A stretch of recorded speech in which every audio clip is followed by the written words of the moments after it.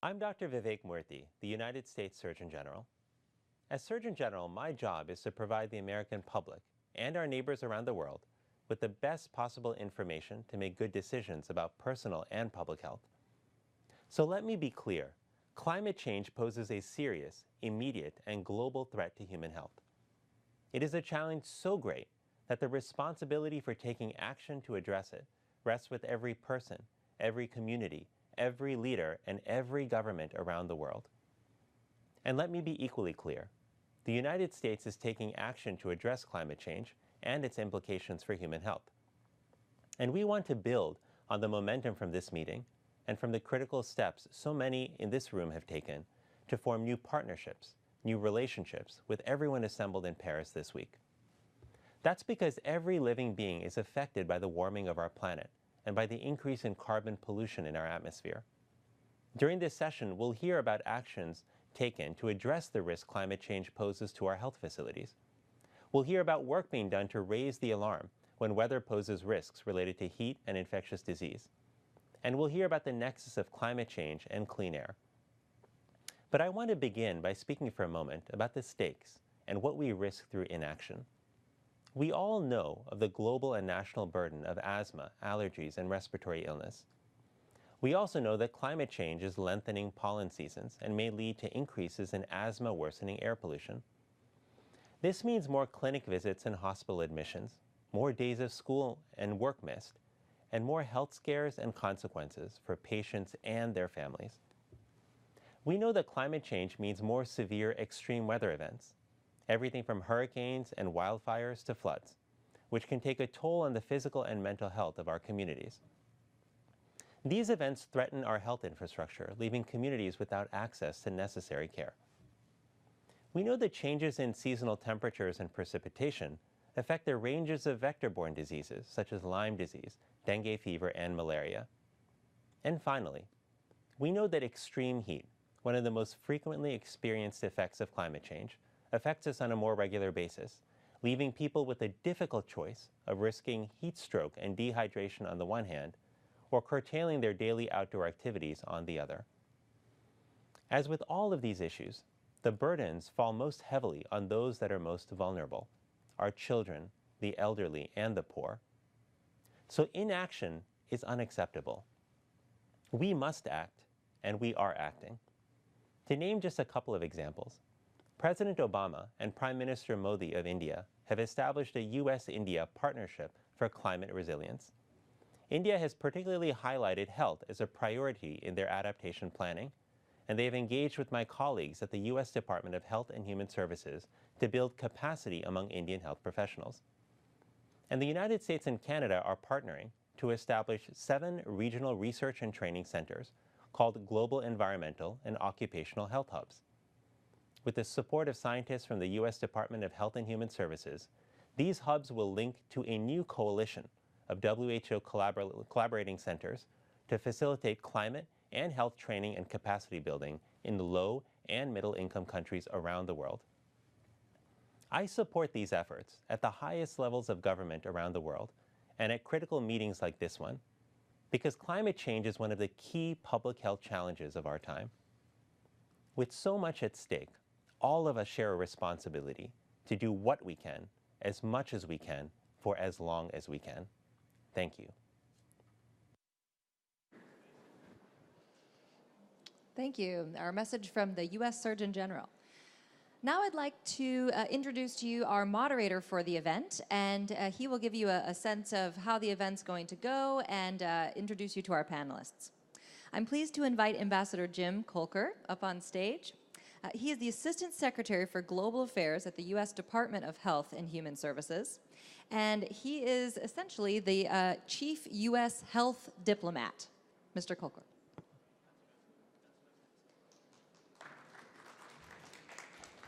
Thanks very much, Ashley, and thanks to the Department of State for organizing something that really should not be the only event about health and climate change, because this is an important relationship. As we just heard from Surgeon General Vivek Murthy, climate change is an immediate and serious threat to public health. And increased severity and duration of heat waves will cause heat stroke, and exacerbate other chronic diseases. Worsened air quality means increased respiratory and cardiovascular disease. Extreme weather events will cause injuries and premature deaths.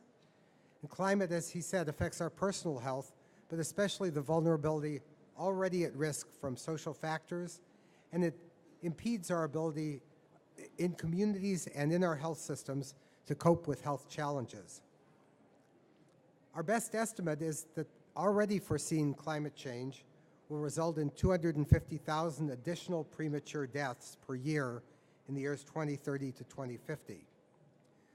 To put that in perspective, we have projections that even more premature deaths could be avoided by reducing sugar and sodium content in processed foods, by having people stop smoking, by improving traffic safety. But that's just the point. All of these and many more serious illnesses are avoidable if we understand and take measures to prevent them. Just as we need to up our game to address communicable and non-communicable diseases, climate has to be in that equation. Hotter and wetter climate is helping to establish vector-borne pathogens in the United States and in other temperate zones, chikungunya, Chagas, dengue, that had previously been seen only in travelers from tropical regions. And the risks posed by outbreaks of novel infectious diseases are not new, but they're intensifying. Our ability to predict, detect, and respond to these pathogens requires a global multi-sectoral mobilization. And as we saw during the Ebola outbreak, there are far too many weak links and gaps in our capacity to do just this kind of mobilization and collaboration. Once an outbreak crosses a tipping point, our ability to control it's much more difficult.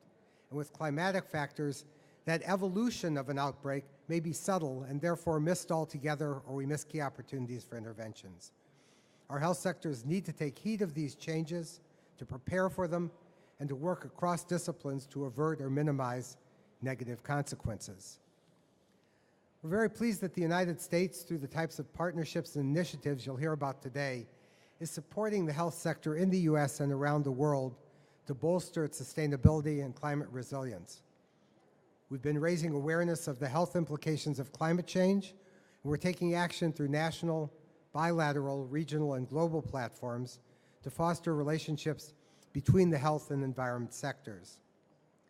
It's critical to engage health ministries and institutions working on health in mitigation, in preparedness, and in adaptation on climate change. Policymakers in the health sector need to know the implications of climate change and need to share options for bolstering resilience and highlight the benefits of reducing consumption of the very same fuels that emit greenhouse gases, both for our climate and for our health. At the department where I work, Health and Human Services, we're prioritizing implementing sustainable operations ourselves, promoting climate-resilient health and human services, supporting scientific research focused on the effects of climate change on human health, and as well as general well-being. And our National Institute of Environmental Health Sciences, with EPA partners, are supporting work to better understand the co-benefits that arise from taking climate action. So today we'll highlight 3 examples of American government activities, leadership, and partnership to prepare for and reduce the health risks posed by climate change. Our presenters will discuss first, healthcare facility resilience, second, climate services and using data for health early warning systems, and finally, the co-benefits of taking action to mitigate climate change. We'll have time for questions at the end of these sessions, and it's now my privilege to welcome Dr. John Balbus to lead our first discussion. John leads the National Institute of Environmental Health Sciences efforts on climate change and human health. He serves as the HHS principal, the U.S. Global Change Research Program, and co-lead of the Interagency Working Group on Climate and Health. John will also be joined by the former Chief Executive Officer of Gunderson Health Systems, Dr. Jeffrey Thompson. John, Jeffrey, welcome.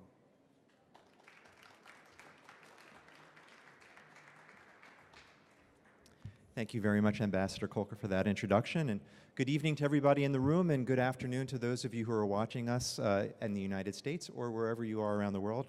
Good day and whatever time it is. Healthcare facilities are some of our most critical and most vulnerable institutions, whether we're talking about the United States or really any country.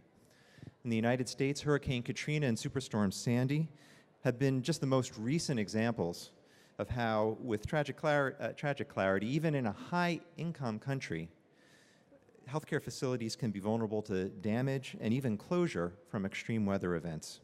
And when hospitals and nursing homes close, people suffer.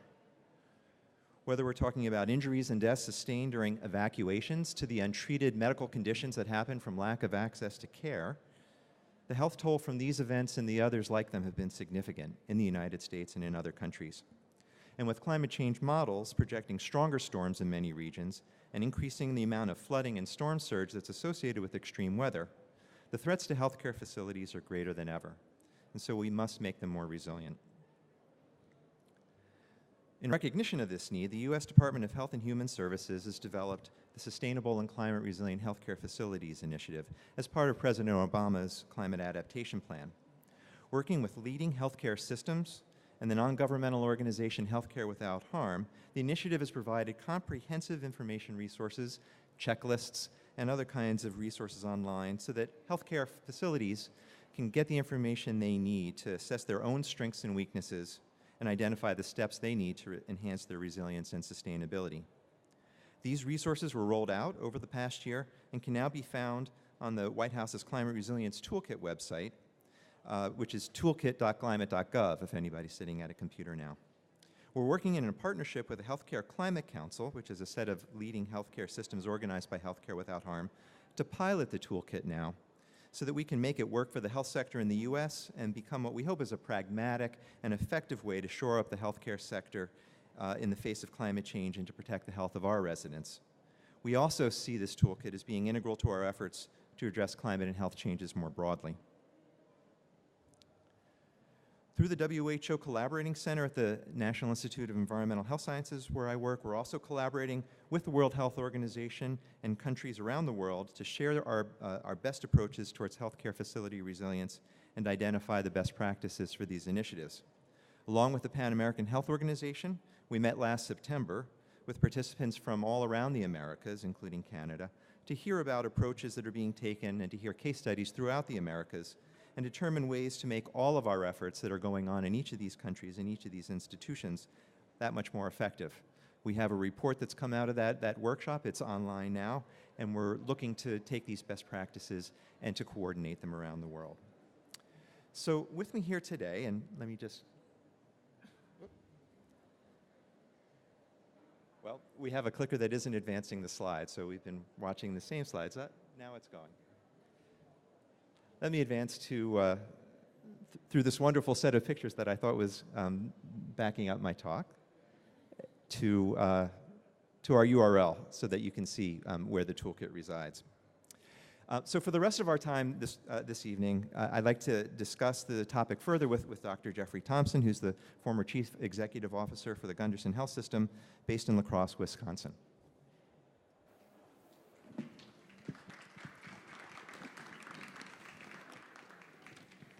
So, Dr. Thompson, tell us a little bit about Gunderson. Gunderson's a health system that has really led the way in terms of sustainability for healthcare facilities. Tell us about the kind of investments you've been making for the past decade. Well, thanks, John.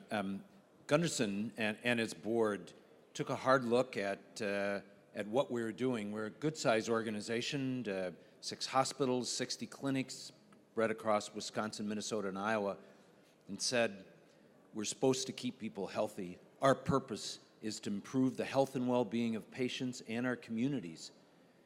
And our energy supply was not doing that. We were putting millions, tens of millions, maybe 100 million pounds of CO2 into the atmosphere each year, and 460,000 pounds of particulate matter, like the Secretary's speaking about. This is an asthmatic-producing activity. We said that's not good for a healthcare organization. So we took on the issue of, first, conservation. We reduced over the next number of years, we started in 2008 or 9, reduced our energy needs by 30 to 40%, and then started producing green energy on our own. because we wanted to not only reduce our impact, but we wanted to lower the cost of care and improve the local economy. We rejected the idea that it's the environment or the economy. We believed we could do all three, and we have. Great.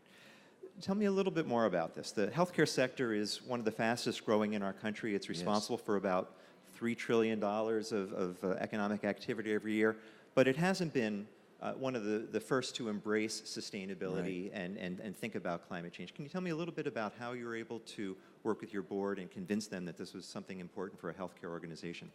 Well, I think a couple major things. One was that we started early with conservation and showed that not only could we reduce our impact on the environment and improve potentially the breathing of our asthmatics and COPD patients, heart patients that we're supposed to keep healthy, but we also joined a large group of healthcare organizations through Practice Green Health, the Healthy Hospital Initiative, that went from just a dozen of us to now 1,500 across the United States that are working on sometimes many, sometimes a few aspects. So this combination of many others showing the way, as well as us getting some early wins, allowed our board and our community to have confidence. And then we had partners from the state, the government, the local governments, the federal government, as well as private sector. So these partnerships, along with measuring hard and proving that we could lower our impact. And now we have probably an 80% decrease in CO2 production, over 70% decrease in particulate matter that we had talked about, a marked decrease, maybe a 20-fold decrease in hazardous pharmaceutical waste production. So by measuring hard and showing that you can make a difference and save money doing it, our board became confident that this is a great direction to lead in. Thank you. So you've articulated very well how the sustainability agenda fits in with the business practice of the healthcare institution. One of the things we've been very explicit to do is to combine the idea that a sustainable and a energy efficient healthcare facility is also a climate resilient and a less vulnerable facility. Could you talk a little bit about how Gunderson is blending sustainability and climate resilience and the extent to which the toolkit that we've developed is a useful tool for the kind of goals that you're setting for yourselves? Yeah, I think it's very important to look at those as kind of overlapping circles, that there's an opportunity there just right out of the blocks. I talked about becoming more energy efficient. That decreases your load in the case of a crisis, that you can still operate and function. Your critical areas, hospitals are one of the key pieces of keeping communities well in the face of a crisis. So having that ability to keep going is very important. The toolkit allowed us to examine all parts of our organization way beyond just the energy piece or the waste piece that I had talked about, look much more broadly at it. It also provides an avenue into best practices, other places in the country that are doing good things. We all have different climate challenges that are going to face us and different severe weather challenges. So it's important to look at your own area, and the toolkit has the breadth to give people across the country that opportunity to look at how they can best prepare for problems down the road. Great. Thank you very much. So my final question for you before we leave the stage. The toolkit has been developed for a U.S. audience, and you're one of the leaders in the United States, but obviously this is an issue that affects healthcare facilities around the world and in different ways in different parts of the world. What are your thoughts about how healthcare facility systems or healthcare organizations like yourself and your colleagues and the activities of the U.S. government might be able to help sustainability and climate resilience of healthcare facilities around the world? I think the first thing is they should understand that it's possible and be inspired, not just by Gunderson, but there are many, many organizations in the U.S. and across the globe that are taking on this issue and saying, yes, we can improve our environmental footprint and help the economy of the local region. So this very thoughtful approach to that. The U.S. government, Healthcare Without Harm, the Global Green and Healthy Hospital Initiative, the Healthy Hospital Initiative. There's many free resources that can look at various opportunities that have proven to be successful in different settings. So I think connecting those dots is easier than it's ever been before, and the evidence that it can be done should bolster those who firmly believe that it needs to be done. That's how we can all tie together and make it better. Great. Well, thank you very much. You've set an agenda for our work in the coming future. Thank you for all the wonderful work that you've done at Gunderson. Thanks. And we'll now turn it back to Ambassador Kolker and look forward to the questions at Add the my end. thanks to Drs. Balbus Thompson and learning about how the health system can actually be a contributor to the results we want, not just for health, but for climate as well. The next presenter is on video. It's the NOAA Chief Scientist, Rick Spinrad. Rick is the Senior Scientist for NOAA, driving policy and program direction for science and technology priorities. He'll share the NOAA's work in providing better climate services to inform public health preparedness and response.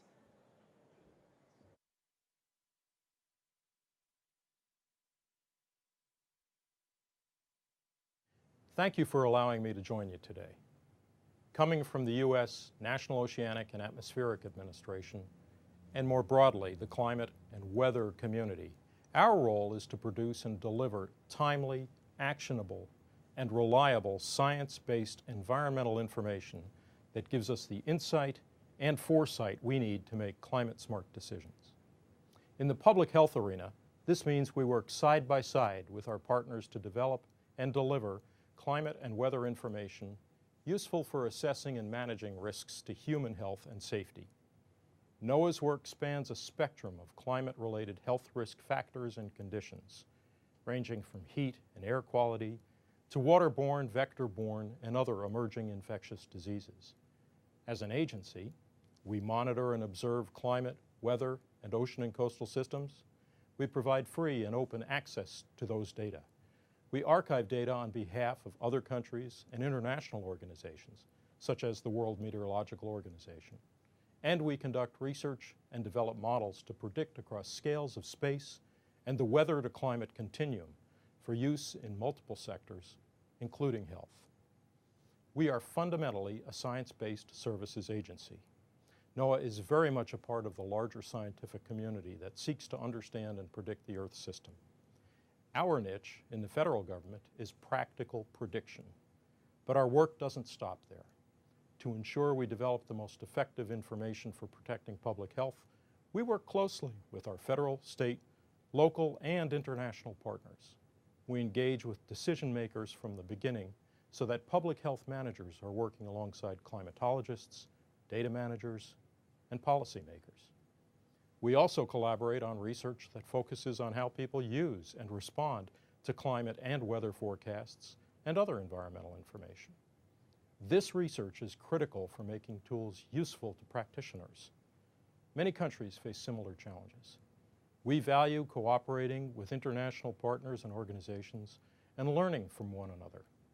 NOAA is one of the founding members of the Group on Earth Observations, and we support implementation of the global framework on climate services and are active in addressing areas of human health. As we look to current and future challenges to human health, public health decision makers need robust, sustained, integrated information systems. I also would argue these systems are gateways for continuously improving our research, observations, and prediction capabilities. How will these integrated information systems help public health practitioners and resource managers prepare for what's ahead? As heat waves become longer, more frequent, and more intense in the United States and globally, the right information at the right scales far enough in advance, along with the right tools, can help us prepare and save lives. So NOAA and the U.S. Centers for Disease Control and Prevention are building a national integrated heat health information system. The system integrates demands and stakeholder needs in a region with science and decision-making tools and decision support. We're also working with partners, Germany, India, the WMO, the Natural Resources Defense Council, to name a few, to make this US-focused tool more globally applicable. Through pilot projects at city and regional scales, we and our US and international partners are addressing key questions, like what should be predicted at what timescales, and who needs what kinds of information. How far in advance do they need it? Are we adequately addressing the needs of the urban poor or outdoor workers? Are we taking into account large public gatherings? Are we managing surge capacity at clinics and healthcare facilities in affected areas? India, with whom we have a heat health partnership, already has a heat action plan for Ahmedabad and is looking to expand the plan to other cities and regions. Cholera is another major focus for an integrated information system. Cholera is caused by outbreaks of waterborne bacteria known as Vibrios, which are highly sensitive to sea surface temperature, rainfall, and other environmental factors. Thanks to research funded by NOAA, NIH, and others, we know that cholera outbreaks occur when poor water and sanitation systems intersect with Vibrios. So we are working with the World Health Organization to build an integrated information system for waterborne diseases like cholera. Our first pilot in Bangladesh, being planned right now, is quickly becoming the backbone of a much larger Bangladeshi development agenda. For some time now, NOAA's International Desk of the National Weather Service has helped build capacity for meteorologists around the world. Here, you see our Climate Prediction Center's African Desk Coordinator, staff, and trainees in a climate discussion. We have trained climate and health professionals from sub-Saharan Africa who return to their countries better equipped to develop seasonal and longer-term predictions in their regions. In short, these integrated information systems and capacity-building efforts are about protecting human health from Dallas to Dakar to Dhaka.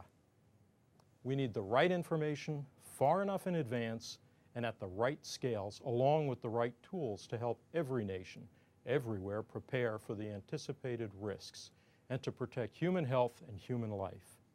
The U.S. and partners across the globe are working proactively and constructively to accomplish this. These systems are, by definition, partnerships that thrive on collaboration and cooperation. But our work is just beginning. We hope to see integrated health information systems grow in capability and number in the near future. The need is now, it is urgent, and it can save lives. I ask you to join us in a shared vision of healthy people and a healthy planet. Thank you to the State Department for convening us here today at the U.S. Center, and thank you to my HHS, EPA, State Department colleagues who have partnered with us. Thank you very much.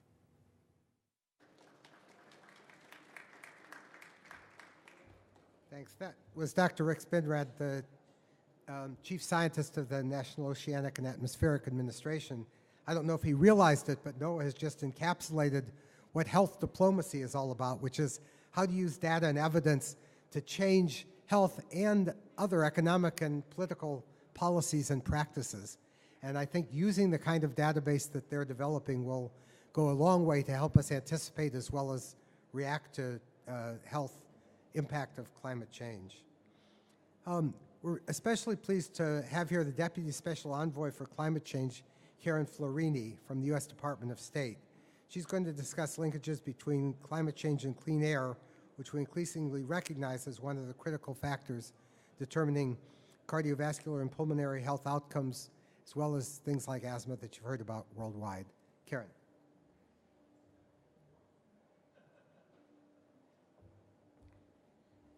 Thank you very much. As most of you know, carbon dioxide is the biggest climate pollutant, but it's not the only one. Others include black carbon and methane. These substances turn out to have a couple of important things in common. One is that they're removed from the atmosphere far more quickly than carbon dioxide. So they tend to be called short-term or short-lived climate pollutants, or SLCPs. The other feature is that black carbon and methane have in common is that both of them have significant impacts not only on climate, but also on health. Black carbon, which is essentially also known as soot, is a compound of fine particulate matter, which is usually abbreviated as PM2.5. Methane leads to formation of ground level ozone. Okay, we're again having problems with the clicker, so I may not be able to show you our pretty pictures.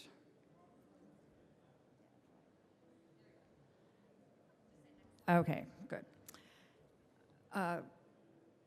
So both of these substances, both methane and black carbon, are associated with a number of health problems, including cardiovascular and respiratory impacts, also known as your heart and your lungs. So reducing emissions of these compounds is a very important task. In fact, it's estimated that substantially reducing these compounds could prevent many of the 2.4 million deaths annually that occur from outdoor air pollution and of the 4.3 million that occur from indoor air pollution. So air pollution and climate change and health outcomes are very closely linked. But before I turn to my main focus, I want to highlight a step that the U.S. is taking to protect the health of its embassy staff.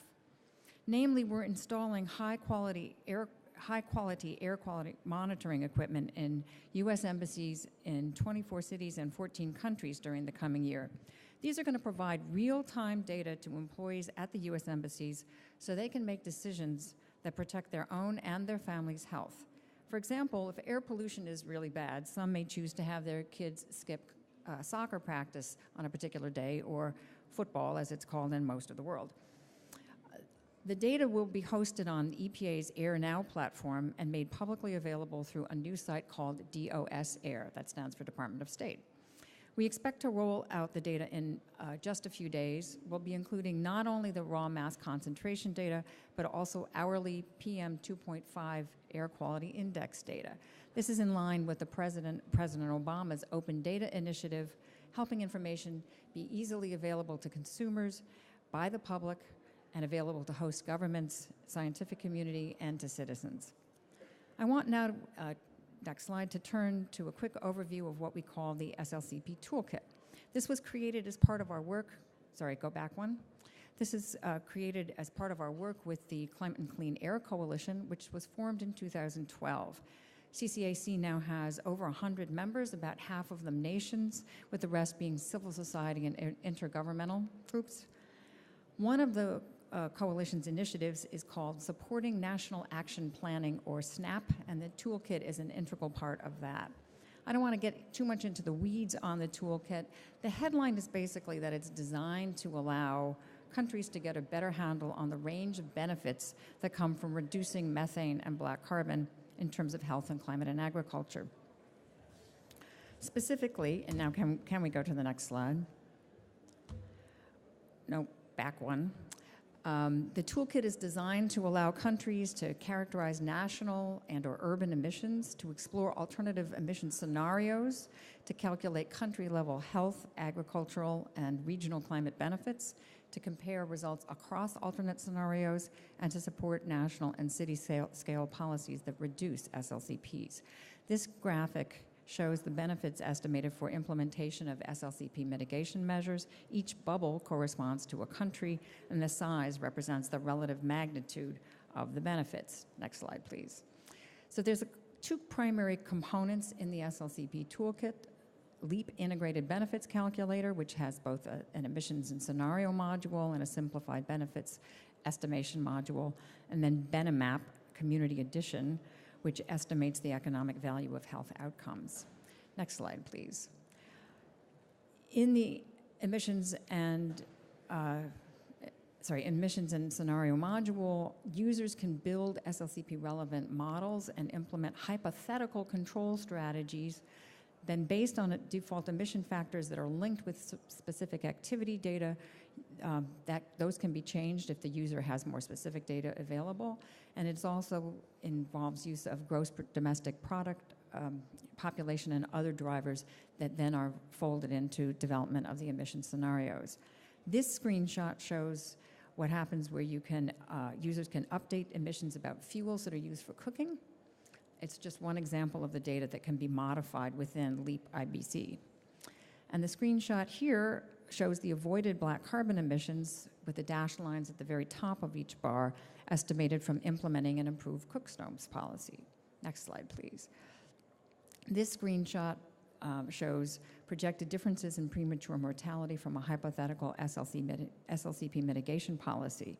The orange is the baseline and the tan is the policy.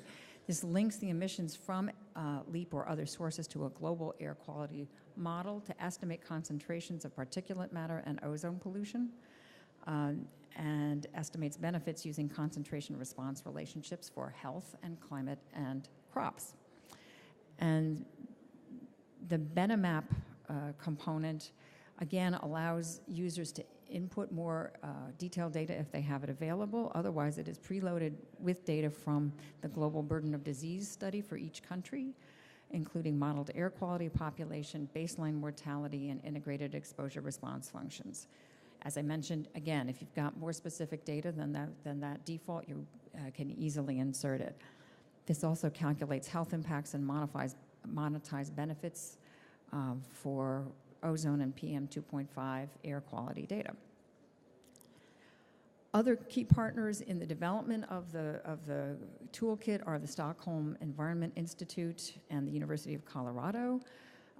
SEI developed LEAP, and Dr. Henze is responsible for, at the University of Colorado, is responsible for the air quality modeling underlying the benefits calculations.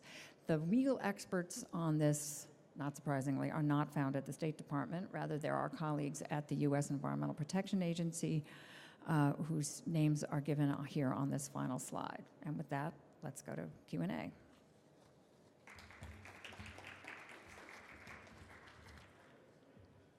Thanks, Karen. Please stay and take your seat. And thanks. What good data we have that can help inform not only what we're doing to fight particulate matter, but how the health benefits that has, and we can do so on a day-to-day basis. And you put a lot of this in the context of the Climate and Clean Air Coalition. I did want to call out because one of our key partners in that is WHO, and Maria Nera, who's responsible for that, is in the audience here. So thanks, Maria, for being here. We do have time for questions and answers. We have time for questions, and I'm sure we have the capacity for answers. So Ashley has a microphone, and please recognize them. Hi, thank you. I'm Karina Hirsch from the Population and Sustainability Network. We're a London-based alliance of civil society organizations working on the linkages between health and the environment. So I'd like to thank the U.S. Department of State for convening an event that brings together the health dimension with the climate change dimension, which is, I think, largely lacking in these discussions. Also, I'd like to congratulate the USAID because I don't know if you are familiar with their population health and environment programs, which are aid programs being delivered around the world that are linking population health and environment interventions for improved health, livelihood, and environment impacts around the world. And I think not only are these very effective in climate change adaptation and mitigation, but also in the larger context of the SDGs. So I think I'd like to make a call here today that USAID maybe speak to other donor countries and work with them to also integrate such, to promote such integrated funding streams in their work around the world. Thank you. Okay, let's take a question. Thank you very much. I am Maria Neira from the organization, and I would like to congratulate you very much for organizing this event. We cannot agree more with you, so we don't have even questions because we fully partnered with you. Maybe just one thing. In May this year, as you well know, because the US has been supporting very much, an historical resolution was approved on air quality and health, and that gives us an enormous task now to mobilize very strongly the ministers of health, because they have very much to be part of this, and this will be my question to you. How can it be possible that when we have such a very strong arguments that the ones you were presenting on the gains for public health and reducing air pollution, which is responsible for killing 7 million people every year, how can it be possible that we are not signing now? We don't need to wait until the 11th, but signing now immediately. Do we need to move for something like clean air, as we did, as the United States did some time ago, and saying, well, if you don't do it for the planet, do it for the health of the people, do it for health. And a question for the colleagues on working on the healthy hospitals and greening the hospitals. Apart from the reducing the environmental footprint, are you detecting as well a motivation coming from the fact that this is contributing to the health of the people, this is a more efficient use of the resources at the hospital level, and this is generating as well decrease on the cost for the healthcare facilities? And thank you again. Thank you, John, as well for organizing it. One of the critical reasons to do the toolkit is oftentimes having specific numbers around specific locations within the jurisdictions of particular policymakers helps incentivize policymakers to take action. Something that's out there is a sort of general construct, like the relationship between health and climate becomes a lot more action incentivizing if you run the numbers and seen how many of your citizens are at risk of premature mortality and premature death and of illness. That's one of the reasons that we think this toolkit is so important. Maria, Dr. Nair, thank you very much for the question. Just a couple of thoughts in addition to what Karen has said about how do we get to the health ministries and to the health ministers. One of the challenges in environmental health in general, of course, is that the implementation of the prevention steps is outside of the control of the health ministries. And so often the health ministries haven't traditionally seen it as part of their role. I was very pleased to be part of a State Department-led effort with EPA teachers, actually, to train health ministry personnel in the ASEAN countries around, in the Southern Pacific area, Southeastern Asia, on how to use these tools and how to generate this. I think there's a lot of outreach and training that needs to happen. I also think that the SDGs, as they come in, will provide us with the kind of indicators and platforms to start measuring and start increasing the accountability of governments to attain some of these goals. And I think that will also be helpful to getting the health ministries involved. I'll just add one more thing. One of the reasons that the U.S. co-sponsored and was driving this resolution, the World Health Assembly, on air pollution and health, is that the WHO really can play a key role with many of the country representatives from WHO embedded in health ministries to look at air pollution not just as a problem in other sectors, but one that has health consequences, and to look at health outlays to improve health, not just as expenditures or drain on budget, but actually good investments that'll save the society money in the long run. So I think WHO's role in that can be reinforced by that political mandate from the member states.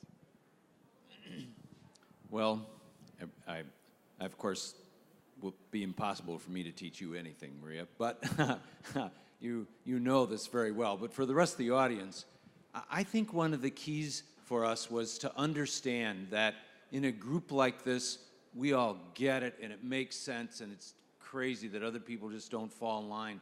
But when we looked across our region and my board and the businesses, there was a huge variety in priorities in their mind on what was most important. And so for some groups, we focused really hard on the health of the community and said, this is for the asthmatics and the lung disease patients and the heart disease patients. Or we focused on women and children and cited the 100 chemicals that are found in cord blood all the time, so we have to manage our wastes. For others, they had a different approach, and they felt more strongly about the economics of it and said, how are you going to do this that is economically sound for the healthcare organization? We don't want to pay more for our healthcare, so we showed that we could lower the cost of healthcare and do this right. And then for others, it was the whole region. How can you help the region economically while you're doing this? So we built a case so that regardless of the audience, we could show in hard numbers and in emotional stories that we were heading in the right direction. And I think this is the advantage of tying together the global initiatives, the things the World Health Organization have done, because there are many examples. What worked in La Crosse, Wisconsin at Gunderson isn't necessarily going to work in every place in the world. So the collection of the stories, the collection of the multiple approaches is how we're going to move this more quickly on a broader scale. Thanks for being here. Great, and I actually have a question from online, and then we can take one from the crowd. This question is from Patricia Juarez, and she asks, I think this is in relation to the Healthy Hospitals Initiative as well, how did you deal directly with the energy producers when changing to green energy options? So that's one question, and let's take one over here. Let's just take one more, if that's okay. Oh, you want to put them together? Okay. My name is Peter Orris. I'm a physician at the University of Illinois Hospital and Health Sciences System in Chicago. And I was a little surprised with the initial announcement that this was the only health session being done here at the U.S. Center for this session. Hopefully next time we'll have many more sessions on health, as it is the linchpin, as you have told us about many of these discussions. Of course, we salute Gunderson and the leadership of NIEHS and the government. I have a question about, and it may be a little too detailed and outside of the area of the State Department. I have the pleasure of serving on the Illinois State Department of Health, and we're quite concerned about methane coming from hydraulic fracturing. And I'm wondering, I couldn't tell from the slide whether the method used to generate energy was isolatable from those databases. And I know, although sometimes we think we need the State Department between Washington and Illinois, I know it's not your area, but that would be very interesting to us if that's available. Thank you. Should I maybe do a quick answer to that second question, which is that what's in there is information on based off of methane concentrations, not on the source of the methane. And so for the part on working with the power companies, it's going to sound like my other answer. It really varies depending on the power companies. But we set out to generate our own renewable energy because we wanted to keep the costs down. And we used multiple methods. We used dairy biogas, landfill biogas, wind, biomass from hardwood chips from our region. So this is a more regional approach to it, conservation, a geothermal field. And it is true, depending on the power company, as we interact with the grid, we get a more favorable or a less favorable contract with them. So that is an ongoing struggle as they see large players. We're a billion-dollar organization with a pretty big energy appetite, less than before, but pretty big, look to generate our own power, but still stay connected to the grid for the ups and downs. I would say, and a shout out to our people working on this, for the months of October and November, we produced more renewable energy than we used across this billion-dollar system. So that is the first time we've ever made it that long a period. So that's pretty remarkable. Thank you. And has much less of an impact from CO2 and particulate matter. Good. We just have 3 or 4 minutes left, but there's time for 1 or 2 quick questions.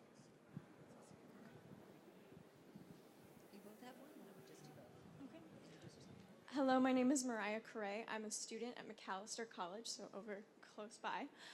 I'd like to ask, how are you preventing health and climate action from being siloed, whether that be working with the Department of Agriculture, Ministries of Finance, etc.? Hi, thank you for this panel. My name is Harleen. I work in Washington, D.C. in healthcare policy. Just graduated from USC in May, and I'm planning to go to medical school in a few years. And I was just wondering, in conversations with my peers talking about my work in climate change, and I was brought into this space really from a public health background. What are your recommendations for the next generation of healthcare leaders, of physicians? How can we keep this conversation going after the COP? And how can we generate interest in demystifying the relationship between healthcare and climate change? Thank you.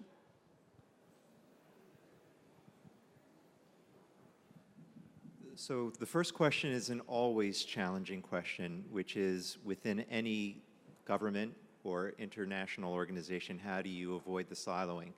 And I don't have the simple answer to that question, but I would point to the work that we're doing within the U.S. Global Change Research Program. I co-chair, along with leaders from the CDC and no other National Oceanographic Atmospheric Administration, an interagency working group on climate change and health that very explicitly involves members from the Department of Agriculture, from our State Department, from the EPA, from all of the different agencies that we can get to participate. That's one model by which you can start to work across those silos.